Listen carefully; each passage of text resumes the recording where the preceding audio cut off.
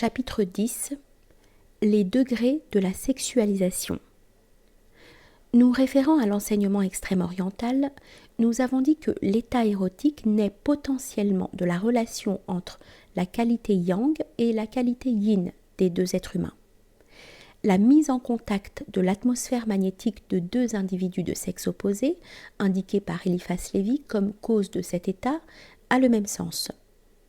Il est nécessaire d'approfondir ce point, ce qui nous mènera ainsi au problème des choix sexuels.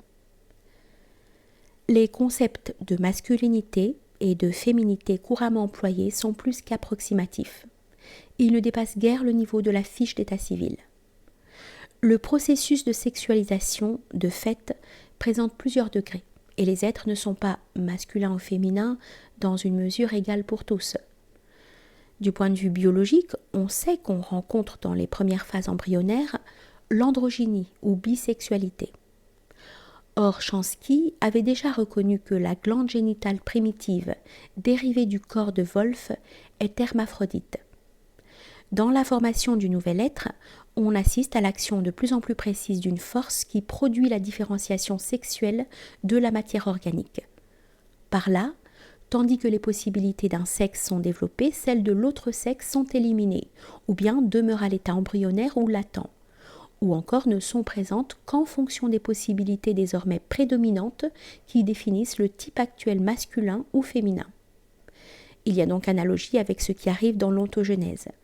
De même que le processus d'individuation de l'être humain laisse derrière soi, à l'état d'ébauche, les potentialités auxquelles correspondent les diverses espèces animales, de même, le processus de sexualisation laisse derrière soi, également à l'état d'ébauche ou de rudiment d'organes atrophiés, chez l'homme et la femme, les potentialités du sexe opposé coprésentes dans l'état originel.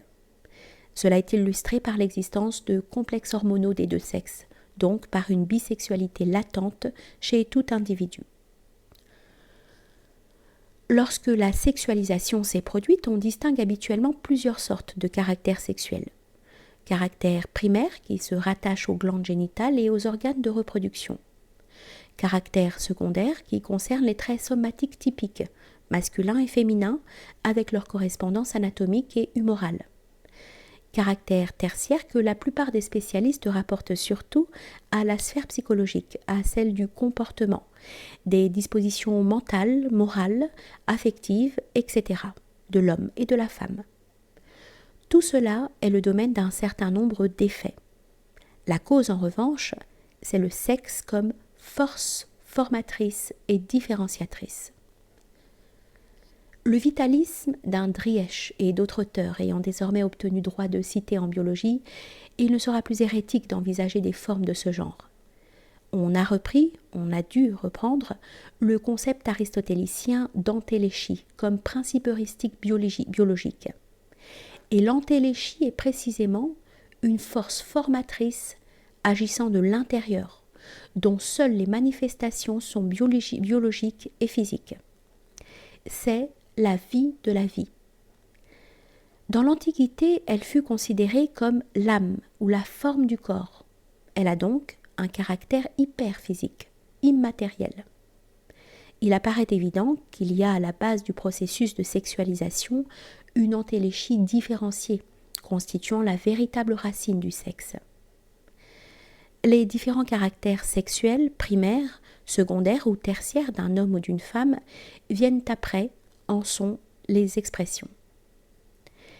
Désireux d'approfondir le problème de la différenciation sexuelle, Weininger s'est demandé s'il ne fallait pas reprendre une théorie autrefois défendue par Steenstrup, qui avait supposé l'existence chez les individus des deux sexes d'un plasma différencié, pour lequel Weininger a proposé les dénominations d'arénoplasme et de téliplasme, chose qui signifierait que le sexe est présent jusque dans chaque cellule de l'organisme. De nouvelles recherches approfondies de caractère biologique pourront confirmer ou non cette hypothèse. De toute façon, on peut dire qu'avec cette hypothèse, une intuition indiscutablement exacte a été appliquée à un plan qui n'est pas le bon, car le substrat du sexe est hyperphysique. Il réside dans ce que nous avons appelé avec les anciens l'âme du corps, dans ce corps subtil, intermédiaire entre matérialité et immatérialité, qui figure sous différents noms dans les enseignements traditionnels de plusieurs peuples. Par exemple, le Sukshma Sarira des hindous et le corps sidéral de Paracelse.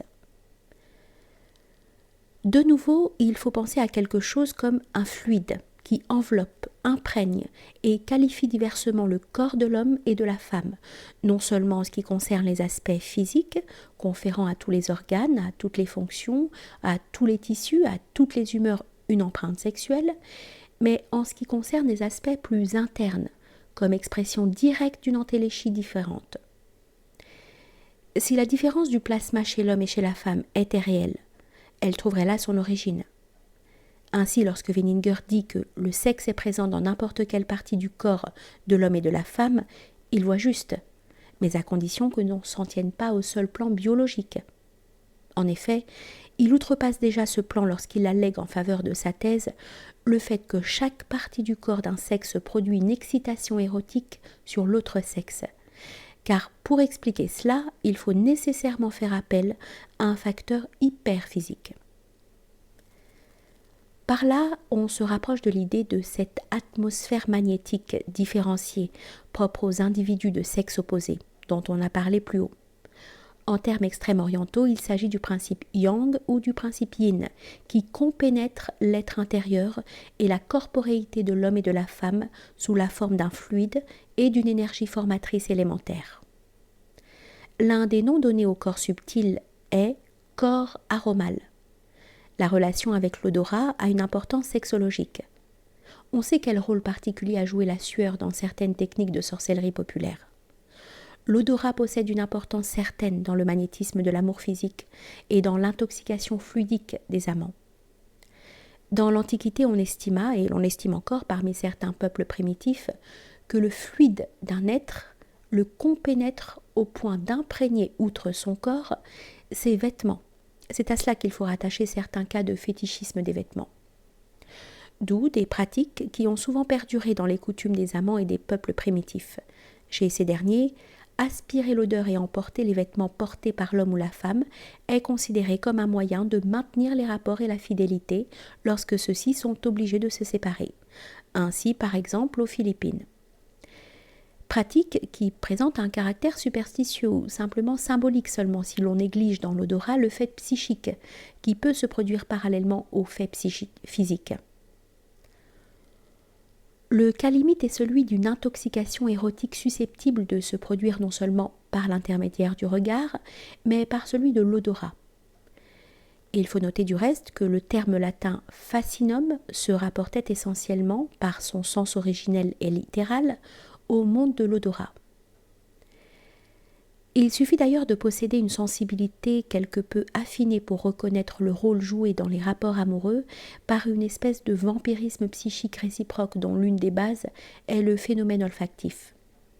L'odeur de l'homme et l'odeur de la femme n'entrent ici en jeu que secondairement, si l'on pense à l'aspect purement matériel, sécrétoire. La possibilité attestée d'un effet psychique correspondant lorsqu'il s'agit d'êtres humains, ne peut s'expliquer qu'en fonction d'une contrepartie pareillement psychique, subtile. Il est notoire d'ailleurs que ce phénomène présente des caractères instinctifs plus grossiers, mais aussi souvent plus accentués dans plusieurs espèces animales, ce qui relève en général chez l'homme d'un plan supérieur, s'étant ici comme ailleurs hypertrophié et spécialisé chez l'animal sous la forme d'une sorte de démonie du bios. Et l'on peut aussi pressentir ce qu'il y avait peut-être au fond de la croyance populaire superstitieuse du Mexique précolombien, selon laquelle la génération doit être ramenée à un mélange des souffles de l'homme et de la femme. Après cette digression non inutile, revenons au problème de la sexualisation. Nous avons dit que celle-ci présente plusieurs degrés. Au fait physio-anatomique qu'il y a aussi chez tout individu d'un sexe, des ébauches de l'autre sexe correspond plus généralement la possibilité d'une sexualisation incomplète, donc d'êtres qui ne sont ni de purs hommes, ni de pures femmes, mais qui ont un caractère de degré intermédiaire. Cela revient à dire que dans tout individu concret, la qualité masculine et la qualité féminine sont toutes deux présentes selon tel ou tel dosage, même si la force vitale, le fluide de l'être d'un sexe donné, en tant qu'il appartient malgré tout à ce sexe-là, est, pour emprunter les termes chinois, fondamentalement yang ou yin, c'est-à-dire fondamentalement qualifié selon le principe masculin ou bien selon le principe féminin. Et il faut inscrire au mérite de Wenninger, surtout, d'avoir mis ce point en relief et d'avoir formulé également un critère méthodologique correspondant. Il faut commencer par définir l'homme absolu et la femme absolue. Le masculin et le féminin en soi, à l'état pur, en tant qu'idée platonicienne ou archétype, pour pouvoir établir le degré de sexualisation effective de ceux qui, par approximation, sont appelés des hommes et des femmes.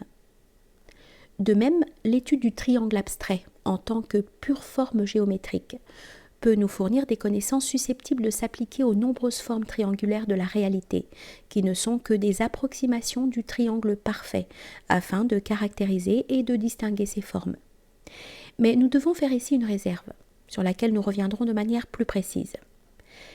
À la différence de la géométrie, l'homme absolu et la femme absolue ne doivent pas être conçus seulement en mode heuristique, comme des mesures abstraites pour la masculinité et la féminité des hommes et des femmes, mais aussi en mode ontologique et métaphysique, comme des puissances primordiales réelles, qui, bien qu'elles se manifestent dans les hommes et les femmes concrets, plus ou moins fortement, n'en sont pas moins, toujours et indivisiblement, présentes et agissantes en eux.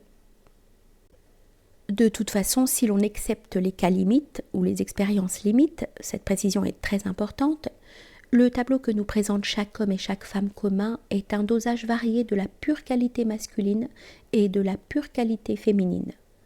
De là découle la première loi des attirances sexuelles. Cette loi, on la trouve déjà exprimée en germe chez Platon, lorsqu'il place au fondement des attirances sexuelles une complémentarité, pour laquelle il utilise l'image du, excusez-moi, c'est un mot grec, nom qui désignait un objet brisé en deux parties, employé dans l'Antiquité pour faire se reconnaître deux personnes, le morceau présenté par l'une devant s'accorder parfaitement avec celui conservé par l'autre. De manière analogue, dit Platon, chaque être porte en soi une marque et cherche instinctivement et sans cesse la moitié correspondante de soi-même qui porte la même marque. La marque complémentaire qui fera se joindre les deux parties. Plus spécifiée, la même idée figure chez Schopenhauer qui dit que la condition d'une forte passion, c'est que deux personnes se neutralisent tour à tour, comme un acide et une base lorsqu'ils vont former un sel. Ainsi, puisqu'il y a plusieurs degrés de sexualisation, cette situation se réalise quand un certain degré de virilité trouve son pendant dans un degré de féminité équivalent chez l'autre être. Wenninger, enfin, a proposé une véritable formule pour le fondement premier de l'attraction sexuelle. Partant précisément de l'idée que, lorsqu'on prend comme critère l'homme absolu et la femme absolue, il y a en général de l'homme dans la femme et de la femme dans l'homme, il estime que l'attraction maximale s'éveille entre un homme et une femme ainsi fait que si l'on additionne les parts de masculinité et de féminité présentes chez l'un et l'autre, on obtient comme total l'homme absolu et la femme absolue. Par exemple, un homme aux 3/4 masculin, yang, et féminin pour un quart, yin, trouvera son complément sexuel naturel, par lequel il se sentira irrésistiblement attiré et au contact duquel un magnétisme intense se développera, dans une femme masculine pour un quart, yang, et féminine aux 3/4, yin. Précisément parce qu'on retrouverait avec la somme des parties l'homme absolu entier et la femme absolue entière. En réalité, ce sont effectivement ces derniers qui se trouvent à la base de la polarité primordiale des sexes et qui provoquent donc la première étincelle de l'éros. Ce sont eux, pourrait-on dire, qui s'aiment et cherchent à s'unir à travers chaque homme et chaque femme, d'où la justesse du mot selon lequel toutes les femmes n'aiment qu'un seul homme et tous les hommes qu'une seule femme. La formule proposée par Wenninger fixe donc l'une des conditions essentielles des choix sexuels, lorsque ceux-ci impliquent les couches les plus profondes de l'être.